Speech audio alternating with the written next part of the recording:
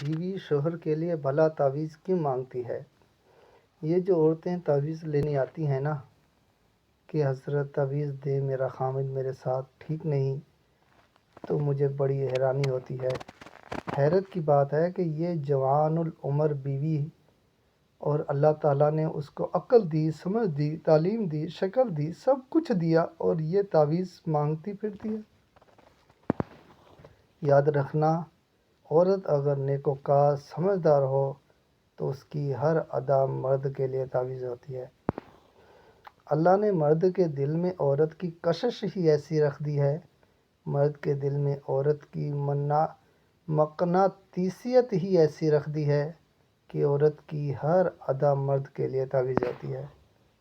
تو اللہ نے تمہیں تو اداؤں کے تعویذ دیے، باتوں کے تعویذ دیے، ان تعویذوں کو کیوں نہیں استعمال کرتی؟ کاغذ کے تعویذوں کے پیچھے کیوں بھاگتی پھرتی ہو؟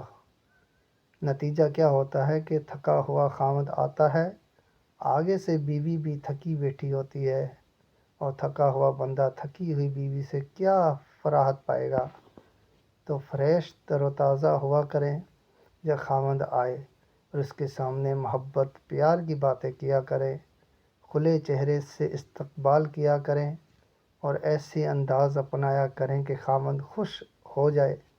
پھر دیکھیں کہ گھر کے اندر کیسے خوشیاں آتی ہیں۔